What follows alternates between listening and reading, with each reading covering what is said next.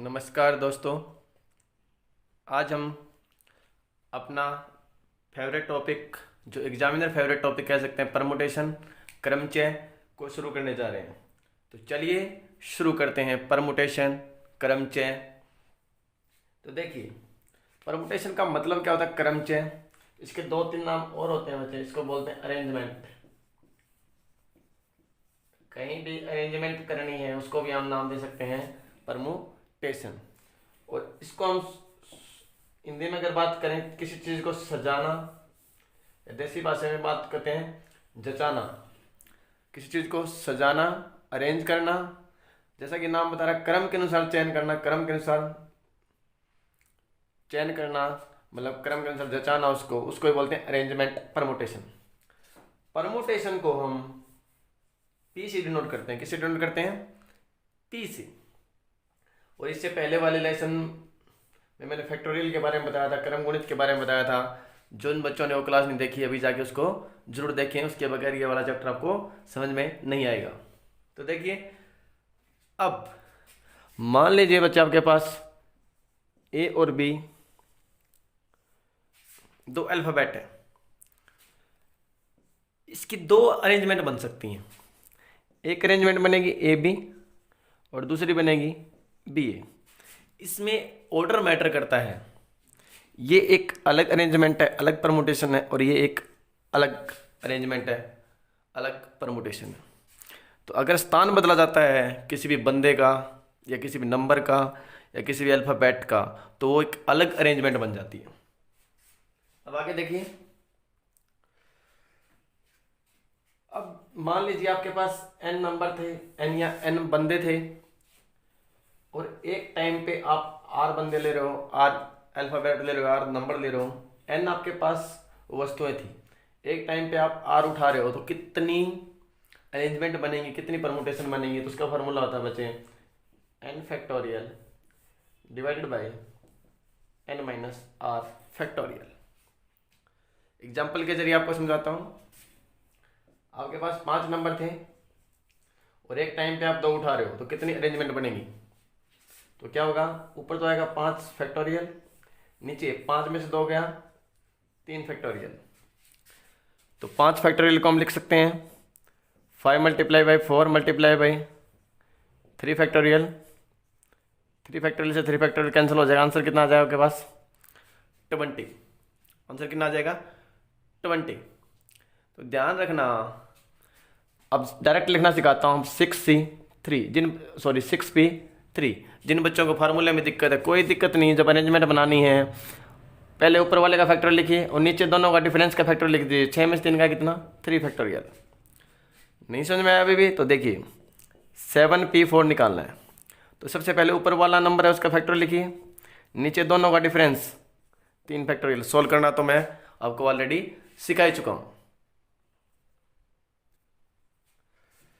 अब देखिए, जो NPR का फॉर्मूला क्या बना था भाई? n factorial divided by n minus r factorial. ठीक है, बहुत इंपॉर्टेंट है, इसको नोट करिए जल्दी से। अब देखिए, आपके पास n नंबर थे और आप n के n उठा रहे हो। एक टाइम पे क्या उठा रहे हो? n के n। तो फॉर्मूला क्या बन जाएगा? r की वैल्यू भी क्या हो जाएगी? n factorial n minus n, क्योंकि r भी किसके बराबर है? तो ये हो जाएगा 0 फैक्टोरियल, और 0 फैक्टोरियल तो कितना होता है भाई? 1। तो आंसर कितना होगा? n factorial. तो इसे एक रिजल्ट ऊपर क्या आपके सामने? NPN is equal to n factorial. तो आगे से आपको ध्यान रखना बच्चे, अगर ये दोनों सेम है तो आंसर जो नंबर वही होता है। मान लो जी आपको निकालना 5p5, आंसर कितना होगा? 5 फैक्टोरियल। आपको निकालना है 10p10, निकालने की आवश्यकता नहीं, आंसर कितना होगा? 10 फैक्टोरियल।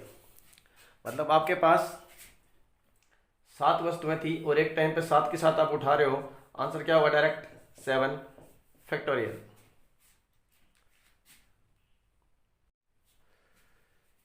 देखिए, फार्मूला दोनों चीजें आपको पता चल चुकी हैं। तो अब पहला क्वेश्चन लेते हैं इस पे। फॉर एग्जाम्पल, जैसे मेरा नाम सुनील है, तो क्वेश्चन किस प्रकार से आएगा कि सुनील वर्ड के सभी अल्फ़ाबेट को यूज करते हुए कितने वर्ड बनेंगे, चाहे उनका मीनिंग हो चाहे ना हो। ये ध्यान रखना, जैसे इससे एक वर्ड बनेगा जैसे ये, अब इसका मीनिंग तो नहीं है, मीनिंग हो चाहे ना हो उससे मतलब नहीं है, आपको बताना कितने वर्ड बनेंगे। अब देखिए है तो अरेंजमेंट, क्योंकि इसमें ऑर्डर मैटर करता है, पहले यू आ गया तो नया वर्ड बन जाएगा, पहले ऐसा आ गया तो नया वर्ड बन जाएगा।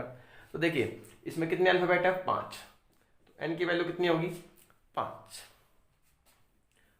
अब देखिए कह रहा है कि सभी के सभी अल्फाबेट यूज करने हैं, मतलब 5 ही अल्फाबेट है, पांचों के पांचों यूज करने, तो आर की वैल्यू क्या होगी, 5। जब एन और आर बराबर होते हैं तो आंसर कितना होगा, 5 फैक्टोरियल, और 5 फैक्टोरियल की वैल्यू बच्चे होती कितनी है, 120। इसका सही आंसर कितना होगा भाई, 120। भाई हम कमज़ोर से कमज़ोर स्टूडेंट को भी लेके चलेंगे, बिल्कुल बेसिक से शुरू करेंगे और बिल्कुल टॉप लेवल तक आपको समझाएंगे।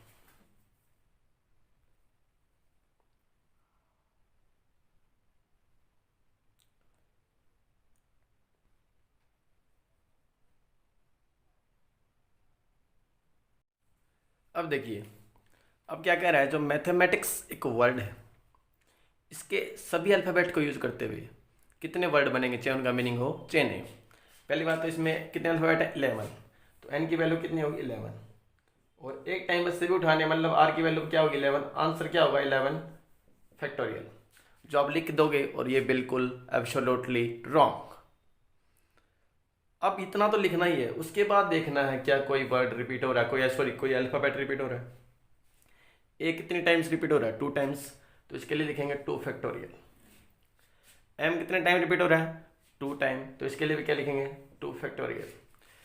टी कितने टाइम हो रहा है, 2 टाइम, तो टी के लिए भी क्या लिखेंगे, 2 फैक्टोरियल। तो इसको सोल्व तो आप कर ही लोगे, यही इसका क्या होगा आंसर। बात समझ रहे हैं।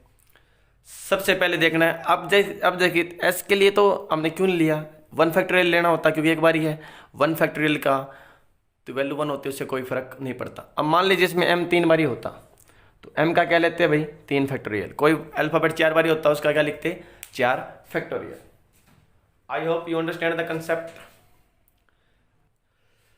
अभी एचएसएससी के अंदर एक क्वेश्चन आया था, लीडर वर्ड के अल्फाबेट को यूज करते हुए कितने वर्ड बन सकते हैं, तो इसमें कितने हैं, 6, तो ऊपर तो 6 फैक्टोरियल आएगा ही आएगा, एन की वैल्यू कितनी है, 6। अब देखना कोई वर्ड रिपीट हो रहा है क्या, ई रिपीट हो रहा है कितने बारी, 2 बारी, तो क्या जगह 2 फैक्टोरियल। और 6 फैक्टोरियल की वैल्यू कितनी होती है, बताया था मैंने कल भाई, 7 फैक्टोरियल तक तो वैल्यू याद नहीं होनी चाहिए, बटा में 2, आंसर कितना आ जाएगा आपके पास, 360। सबसे पहले आपको देखना उसमें अल्फाबेट कितने, उतना फैक्टोरियल, फिर देखना कोई रिपीट तो नहीं हो रहा। यहाँ पे ई 2 बारी रिपीट हो रहा तो उसका 2 फैक्टोरियल लिया, ई 3 बारी रिपीट होता तो क्या लेते, 3 फैक्टोरियल लेते इसका। इसी में नेक्स्ट टाइप का क्वेश्चन बनता है बच्चे, आपके पास 10 पर्सन है, उनको एक लाइन के अंदर बैठाना है, स्ट्रेट लाइन के अंदर, कितने तरीके से वो बैठ पाएंगे, 10 पर्सन है, उनको एक स्ट्रेट लाइन के अंदर आपको बैठाना है, तो कितने तरीके से हम बैठ पाएंगे, तो इसका डायरेक्ट आंसर होता है 10 फैक्टोरियल। अगर मैं आपसे कहूँ आपके पास 7 पर्सन थे, वो एक लाइन में, स्ट्रेट लाइन में कितने तरीके से बैठ सकते हैं, तो 7 फैक्टोरियल। जितने बंदे उतना फैक्टोरियल ही आपका आंसर। नेक्स्ट टाइप के क्वेश्चन बनते हैं बच्चे, मेरा मोटिव क्या है, आपको सिर्फ टू द पॉइंट पढ़ाना, वही चीज़ें पढ़ाना जो आपसे एग्जाम में पूछी जाती हैं, एक्स्ट्रा नहीं पढ़ना हमें, ठीक है। अब देखिए आपके पास 10 पर्सन थे, अगर एक स्ट्रेट लाइन में बैठाते तो आंसर कितना था, 10 फैक्टोरियल। मैं कह रहा हूँ लेकिन वो 10 बंदे आपकी बार एक सर्कल में बैठाने हैं, वृत्त के अंदर बैठाने हैं, टेबल के, एक गोलाकार टेबल है उसके चारों तरफ बैठाने हैं, तो कितने तरीके से वो बैठ पाएंगे, तो इसका आंसर होता है बच्चे 10 में से 1 घटाओ और उसका फैक्टोरियल ले दो, मतलब आंसर कितना होगा, 9 फैक्टोरियल।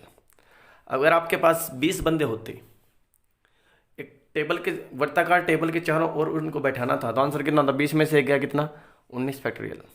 तो जनरल फार्मूला क्या बनेगा, आपके पास n बंदे हैं, एक वर्त के चारों ओर बैठाने हैं, तो n-1 फैक्टोरियल इसका जनरल फार्मूला बन जाएगा। इसी में एक टाइप का क्वेश्चन और बनता है, नेक्स्ट टाइप का क्वेश्चन क्या बनता है, आपके पास 10 मनके हैं, बीड्स हैं, जिनसे आपको माला बनानी है। 10 अलग अलग कलर के आपके पास मनके हैं, बीड्स हैं, तो उनसे कितने टाइप की मालाएं बन सकती हैं। अगर ये 10 पीपल होते, एक व्रत के चारों ओर बैठाने होते, तो आंसर होता 9 फैक्टोरियल। लेकिन इसका आंसर क्या होता है बच्चे, इसकी जनरल फॉर्म होती है n-1 फैक्टोरियल तो करना ही है, और उसको 2 से भाग करना है। अभी बताता हूँ 2 से भाग करते क्यों है।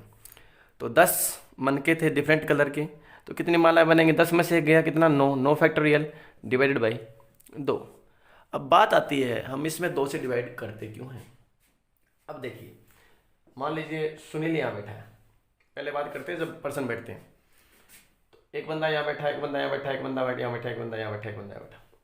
तो इससे क्या होगा, क्लॉकवाइज और एंटी क्लॉकवाइज में जाएंगे तो अलग अलग बनेंगे। क्या बनेंगे, अलग अलग अरेंजमेंट बनेंगे। क्लॉकवाइज जाएंगे, लेकिन माला वाले में क्या है, आप चाहे क्लॉकवाइज जाइए चाहे एंटी क्लॉकवाइज जाइए, वो तो सिंगल काउंट होगा। मतलब हम काउंट तो 2 बार ही कर रहे हैं, लेकिन होती क्या दोनों सेम, इसलिए हम किससे भाग करते हैं, 2 से।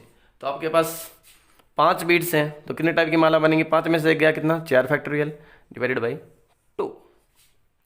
अंडरस्टूड। तो ये परमुटेशन की बहुत ही बेसिक सी क्लास थी। अभी नेक्स्ट लेक्चर में बहुत ही इसका लेवल हाई करेंगे। कंसेप्ट को ब्रश अप कीजिए, फैक्टोरियल को जानिए, परमुटेशन को जानिए, ठीक है। जल्दी से एक बार मैं क्विकली रिवाइज कर देता हूँ। फार्मूला क्या है, NPR का क्या है, n factorial upon n minus r factorial, मतलब 6p3 निकालना है। ऊपर वाले का फैक्टोरियल लिखिए, नीचे क्या दोनों का डिफरेंस का फैक्टोरियल लिखिए। क्लियर। आगे देखिए, अगर आपके पास n और r सेम है, मान लीजिए 5p5 निकालना है, तो आंसर क्या होगा, 5 फैक्टोरियल डायरेक्ट। 10 बंदे एक स्ट्रेट लाइन में बिठाने हैं, तो आंसर क्या होगा, 10 फैक्टोरियल। 10 बंदे एक वर्त के अंदर बिठाने हैं, 10 में से एक का आंसर कितना होगा, 9 फैक्टोरियल। और 10 बीड से माला बनानी है, तो 10 में से एक का 9 फैक्टोरियल। माला बनानी है तो किससे भाग करोगे, 2 से।